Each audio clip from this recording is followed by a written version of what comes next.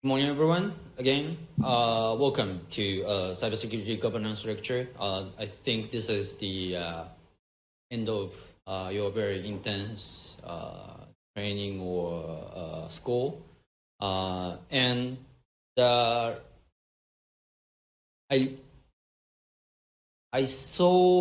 heard many of the discussion on cybersecurity issues yesterday, day before yesterday. And I hope what I'm going to present you here will help you to clarify where you are and which way you're going to you want to step forward. So with that, my name is Koichiro Komiyama, but I usually go with my nickname Sparky. I've been working for Japan Computer Emergency Response Team for 12 years. Before that, after graduate the school, I joined the software company in the United States. So you can recognize me as a pure engineer.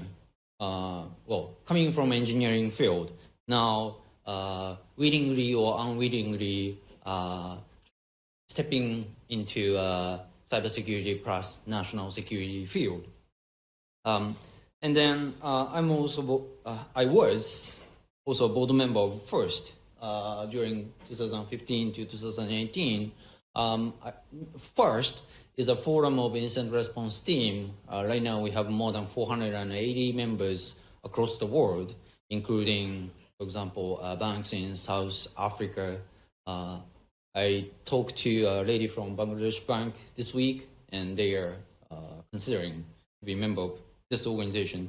So it's an organization to share cybersecurity information across the world, and it was such a privilege to somehow contribute the global activity in this area. Recently, I'm helping commission GCSC stands for Global Commission on Stability of Cyberspace. Actually, Xiaodong, our presenter yesterday, Xiaodong was one of the commissioner, and I'm helping this organization to draft, to discuss on potential norm of cyberspace. Norm on state behavior on cyberspace. So that's one of my new role, and this is my 5th or 6th year at the Keio University for my degree. So I hope I can finish that by the end of this year. But along with JP Cert work, I travel a lot. One of my responsibility at JP Cert is to help developing country to establish their own CCERT, security team. And that drove me to Africa 2 times in a year, and many other places. And not only traveling is fun to see every new things, it also gave me, issues, local issues that they are suffering from. Of course, everyone understands the value of freedom of expression, but my counterpart in Mauritius, they really need to take down or shut down the Facebook chat for the sake of preventing terror in their capital city. And I feel their pain. At the same time, I also understand the principle that internet community holds for last 20, 30 years. So with that, that's me, myself. And right, this is today's agenda. I promise I will finish my talk by 11:45. And this is to secure the time for discussion with you, because I think most of you have your own cybersecurity issues which you want to share with the rest of the class. So I'm very looking forward to have your questions and comments and insights and experience. So I will start with cybersecurity landscape in general, and then the relationship between internet governance and cybersecurity governance. Then I move on to the CSIRT, Computer Security Incident Response Team, how it was born, how it helped secure the internet. And my last part is it's not a common topic. However, there is several activities to draft a potential normal behavior in cyberspace. One in, for example, the United Nations, one in private sector, one in pretty different places. So I'd like to briefly introduce what has been discussed. What are the temporary outcome or result from this discussion, right? Are you clear so far? Okay. So cybersecurity. Again, I've been with this industry for 15 years. When I started to work for cybersecurity, but by the way, at that time, the word cybersecurity was not that common. We call it information security or system security. But anyway, whatever the name is, my job or my responsibility was to reduce or to mitigate risks from, for example, spamming, phishing email, website defacement, or virus infection, and DDoS attacks. So with looking back, that was a very peaceful days. Because that time, the landscape was pretty simple. There were bad guys trying to steal money from you or try to steal information from you, trying to do some misinformation for general public. They are bad guys. And we are facing bad guys for the sake of public good, for security for everyone using internet. And but that landscape has been changed a lot. You might be aware of it. Cybersecurity is a crucial or beyond IT or internet. Cybersecurity itself is a significant political issue. This is a report. This chart is from a report by World Economic Forum. They plot all the risks of our time into one chart. The x-axis is the likelihood of occurrence, and y-axis represent the impact when it occurs. So in short, anything at the up right is the significant risk of our time. So if we look at the one in the far right, it's a large scale involuntary migration. People have to move to another places, ditch their home because they cannot survive at the place where they are. And the other one is failure of climate change. And from this chart, the third impactful risk of our time is cybersecurity. So next to climate change, next to involuntary migration, cybersecurity is a big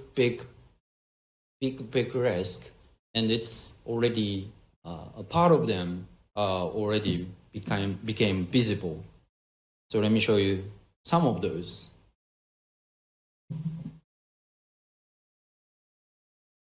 Congratulations, people from Bangladesh. They lose huge amount of money from their central bank, as we discussed. We cannot, from my perspective, we cannot blame central bank. You may have another opinion, but we cannot blame central bank for, for their insecure system, because attackers for this case, they were so advanced and so sophisticated. Private sector company assist the investigation of this case, revealed that the whole techniques and tactics which are used during this attack campaign. And by browsing through what was happened, I also feel like it's not possible for me to prevent this one happening in Bangladesh. And of course, the big question is, who did that? And right now, we don't have any reliable conclusion on this one yet. Some says it's hacker group associated with North Korean government, but there are another evidence showing it's not. So that's another nature of cybersecurity issue. You cannot. It's not easy to identify who's behind, who should be blamed on certain cases. Now, it's not only India. From India, their popular payment system are also hacked, and they are stealed. They lose the purchase records, personal information, including phone number, bank account number, and many others. And bad guys are not always trying to steal information or assets from you. They are also attacking, for example, hospitality industry. I believe many of you have stayed, for example, Hilton or Holiday Inn. The large hotel chains are frequently attacked, and their information were at risk, which means your own privacy are at risk. And it's more than that. So in the past, if we talk about cybersecurity, we tend to focus on the online systems. However, now we are starting to worry about the security of hardware, security or integrity of hardware. Samsung TV is one of the good example. Smart TV these days have camera on the top of their box. What if some of those smart TVs are being hacked? And that's pretty easy, because some of those smart TVs are using Android operating system as a they are relying on Android operating system. Android operating system itself is pretty secure. Google is doing great job. However, even Google cannot force every family or you to update smart TV once in a month or once in 6 months. The consequence is we have so many vulnerable Android devices out there. Some just open up the port for debugging, so no one without any significant effort can log into those devices. That's very easy one. And this is another aspect. In Japan and many other regions, we see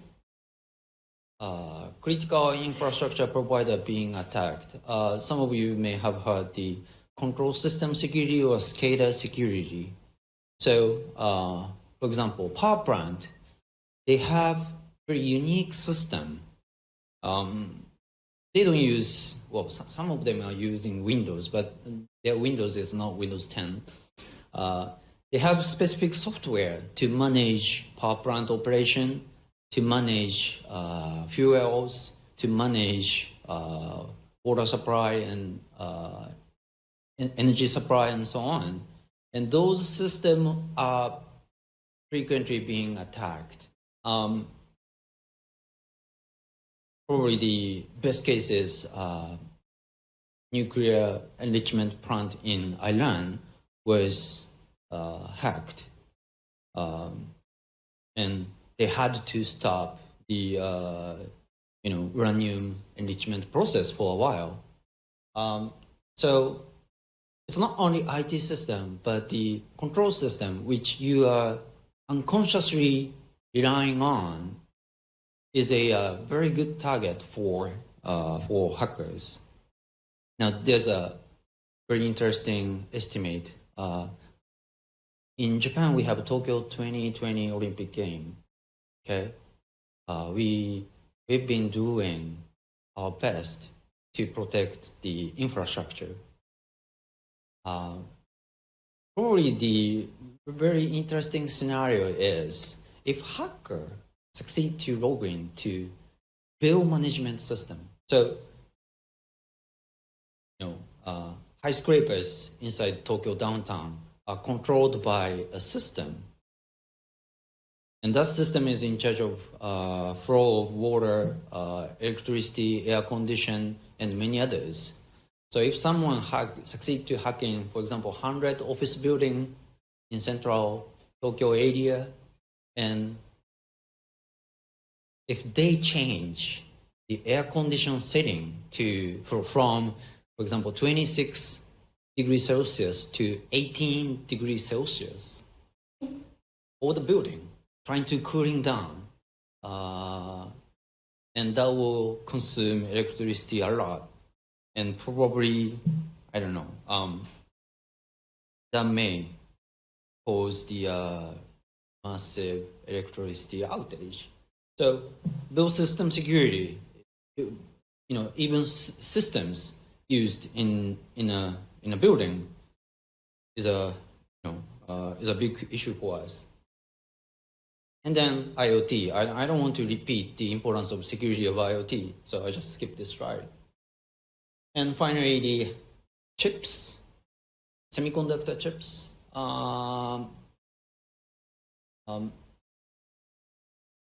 We haven't seen any of these risks by ourselves. JPSAT itself does not have ability to check if a semiconductor chip is compromised or not. But there's several reports, bad guys or hackers with very rich financial resources with very advanced technique can compromise the hardware chip. And if they do that, I think we have, at least myself, have no way to detect the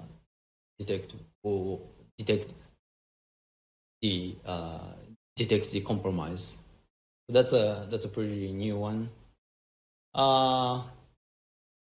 And this is what I explained to you yesterday at one of Battle Feather session. But UK national election, US presidential election, Ukraine presidential election, French presidential election, and all of these massive political events are not free from the risk of information manipulation operation by non-friendly state. So cybersecurity, we used to be trying to improve the confidentiality, integrity, availability of systems. But nowadays, we are working on to maintain, to make sure your information is secure, your hardware is not compromised, your critical information infrastructure is safe. And finally, if the election is not the outcome from any election is not because of the information manipulation operation by someone else. So we have a lot of work.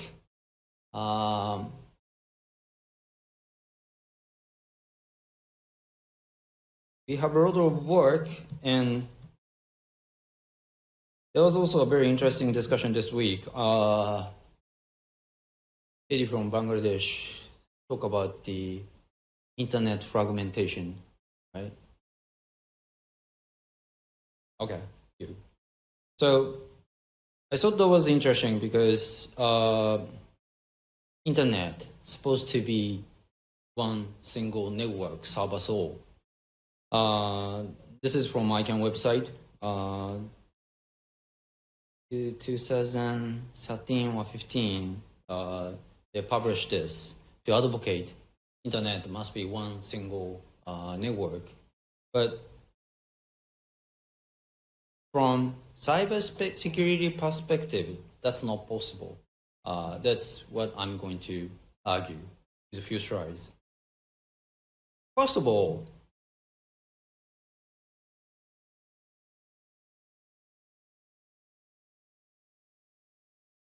well, if we look at Russia or China or any other states, internet for sure is moving toward the fragmented network, and I don't have any intention to accuse government or people who choose that way, since if we look at if we look at the rest of the world except the internet, do we have any infrastructure which we can share with everyone? For example, there's a bridge between country A and country B, and management or governance of those bridge should be belong to country A and country B. But that's a governance of two different countries. And we have been, people have been discussing the free flow of data, one world, one internet. However, for example, of course, I myself want to have one internet, free flow of data, because that's more convenient, that's more useful, for sure. But if we look at, for example, money laundering, this is a recent documentary. If you are the Amazon Prime member, you can watch this program for free. Giant Beast, that is the global economy, and the episode 1 is for money laundering. How global monetary system validate the flow of money. And after I look at this program, I now don't think the free flow of money is guaranteed. We have good reason not to have free flow of money, because, for example, in the money laundering, what they wanted to stop is money sent out to terrorist group, someone developing the nuclear weapon, someone doing the someone selling drugs, and so on. So we have significant control on flow of money. Now the question is, we really need to have a free flow of data. why, how we can legitimize, data should be flowed without any oversight. That's the question. That's an open question. The second argument is, who's responsible to improve the security of internet and of the entire world? In the past, we expect the multi-stakeholder community to take that role, and the first was established really for that purpose. So is it fall under multi-stakeholder community, or is it fall under private sectors? Because Google, Huawei, Tencent, they have very strong influence, or they have very strong power. They have data, they have resources, so they can do something. And third option, which you may not be very excited, is government. So right now, I think the choices out of these three, or combination of these three,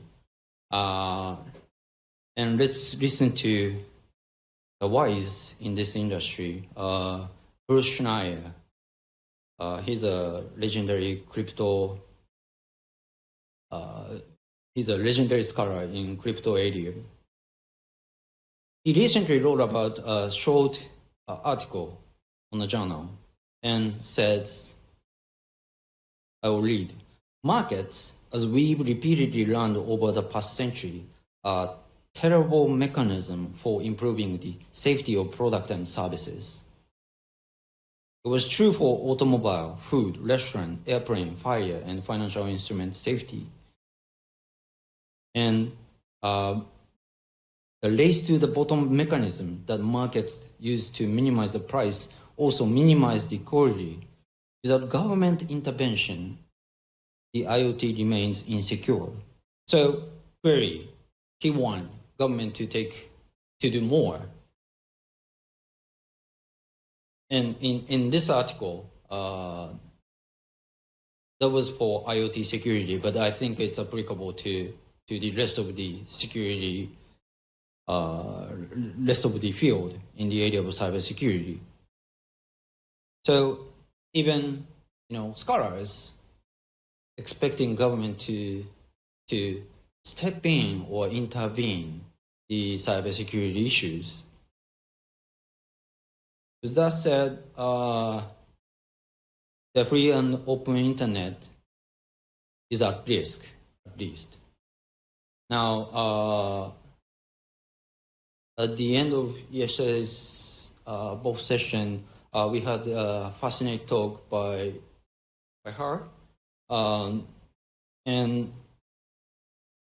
often freedom of expression and cybersecurity cannot be not easy to coexist. And probably the question to be asked is, which is our priority? And there's also another scholars in the area of international relations. He argued humans do not only want to have freedom, they all seek security. Not only physical security against attack, but also security that comes from family, tribe, race, and culture. Often people welcome a strong, charismatic leader who can provide the kind of protection. And in this article, he argued, right now, authoritarian states have more advantage, since if you want to maintain the democratic society, you have to pay the cost of it, and that's significant. And another scholar said we should clearly differentiate internet of the governance of the internet and governance on the internet. You know what I mean? Governance of the internet and governance on the internet. It's totally different. So the process to identify the, for example, the best mechanism for DNS system is fall under governance of the internet. It is to find the best solution to maintain the internet itself. And governance on the internet includes, safety and security of family, tribe, race, and cultures. So I think that's the world we are living right now. And my last slide for this first part is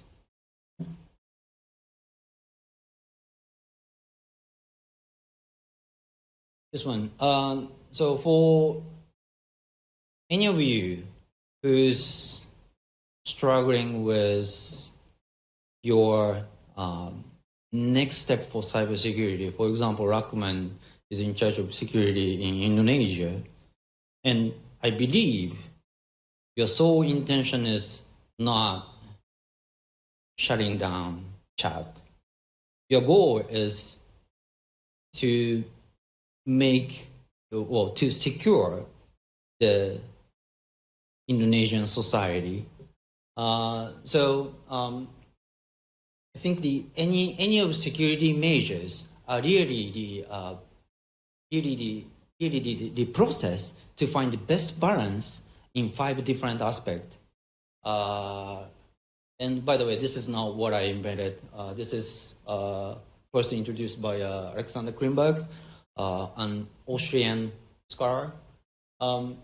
So 5 dilemmas that we have is, first of all, stimulate the economy and improve national security. This is, for example, this is applicable to many of Chinese activity right now.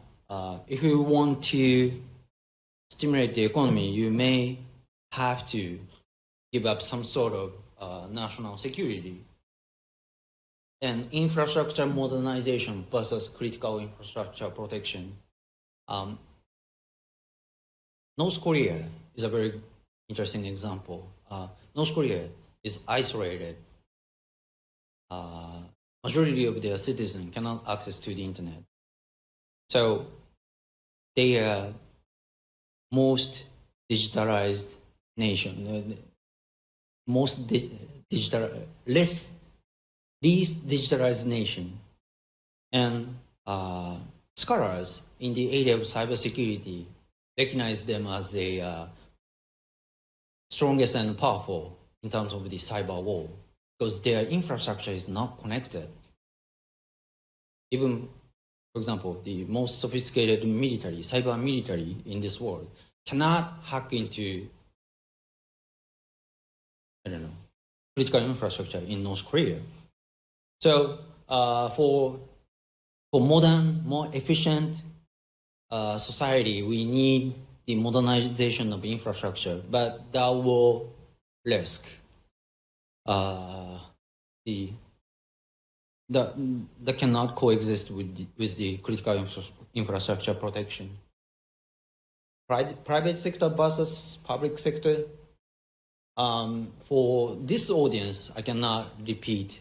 I don't need to repeat this question, but who to lead or who's in charge of cybersecurity and national security is another question. And sake of time, the last one, freedom of expression and political stability. We have been discussing this for many years, and still we could not find, ultimate ultimate answer for this question. And even myself, every day I'm struggling with. So for today, I prefer political stability than freedom of expression. But then the other day, I changed my mind to from cases happening in the real world. So I'm swinging, and I believe most of you, have to, going back and forth with two dimension, with two very different positions. But I would say that's natural. That's necessary, and probably the good cybersecurity experts are the people or group of people, who understand the value of each side and who can find and propose, articulate the solution which is acceptable for both ends. Right. So that's my first part. I only have 5 more minutes, but let me go on to the CSIRT. Do you know you have CSIRT in your own country? Yes. Okay. And CSIRT was first created in 1988 under university in the United States. It's interesting. It is interesting because cybersecurity or information security at the time is not a major issue, but still, 1988 there was not DNS. We only have 60,000 computers connected to the internet at the time, and Morris worm, the first computer worm, succeeded to infect the 10% of those computers and crash those computers.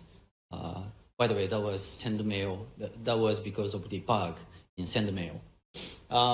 And 2 weeks after this incident, researchers, government, realized the importance of information sharing mechanism during the emergency, because this time, because that time, people or developers, SendMail developers prepared the patch immediately after the virus outbreak, but there was no mechanism to share the patch with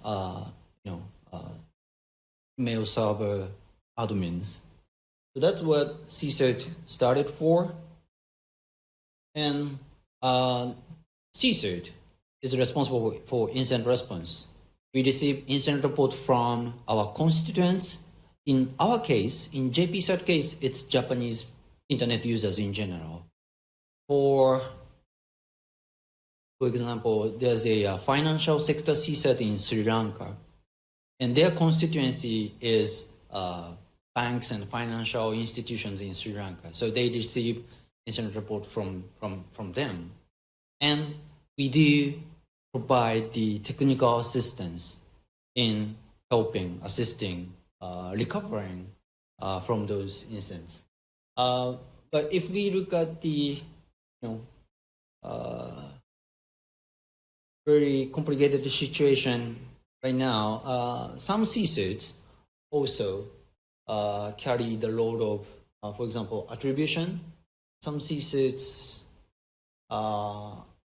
assisting censorship activities. Some of them, a very few of them, helping surveillance activities, and reportedly, some CSIRTs attacking other countries.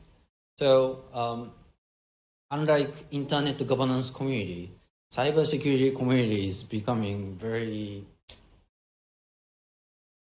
we cannot blindly trust people from, for example, Nepal CERT. They may attack us next week, or how in the past we share incident information. We share how to analyze malware with everyone else. We just publish on our website.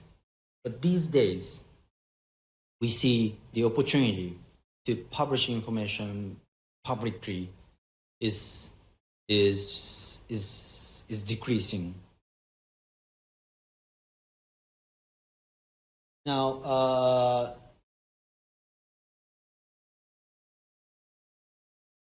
there are several definitions of CSIRTs. Again, pretty much like internet governance. We have hundreds of definitions of CSIRTs. In the past, it was recognized as a firefighters in cyberspace. That's an easy one. But again, we do more than that. We do investigation. Not JP but some of CSIRTs do investigation and a whole bunch of different activities. So I think any of these existing definition cannot define the CSIRT roles accurately, and this is my proposal. I want any CSIRT to have 3 common items. First of all, any CSIRTs need or must to aim relief and recovery to the victims. So that's a mission for any CSIRT. And they should have a capacity for instant response. And finally, CSIRT. A CSIRT has to have a culture of reciprocity. CSIRT must help each other. And the reason is, in the past, CSIRTs are the only group of experts who do cybersecurity instant response. But nowadays, we have police and law enforcement, we have intelligence agency, we have very good private sector companies, we have very good academic researchers who also providing the instant response capacity. So the concept of CSIRT is not stable anymore, and that's one of my own challenge to address next few years. And I probably need to explain this slide and make sure or call any CSIRTs to help each other. All right. So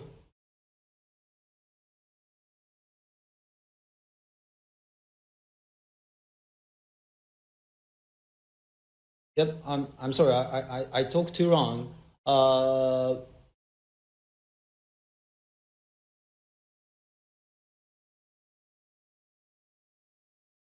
But again, this is my last slide, and I will open up for question. No more regulation. If you are coming from technical or engineering field, you may not appreciate the normal political agreement very much. At least I was not. So my last point is, it's not like that. I can witness in 2015, there was an agreement between Xi Jinping, President of China, and Barack Obama, the President of the United States. They agreed not to do the commercial espionage. And I was very skeptical. What can be changed between agreement by president and between two presidents? But after a few months, we see cyber attack to Japanese private sector decreased a lot. That means, and we are not the only one, seeing those decrease during that time. Several other security vendors did also see the same trend. So it is worse to seek the political agreement, at least to reduce the cyber attack for some area, and that's what all the norm discussion currently going on. Due to time constraints, I cannot extract all the discussions so far, but I hope some of you who's knowledgeable, who have experience in the internet governance, can help us in drafting and in inventing new rule for cyberspace. So that's my last word, and I open up. Yeah, I appreciate any questions, comment from you. Thank you very much.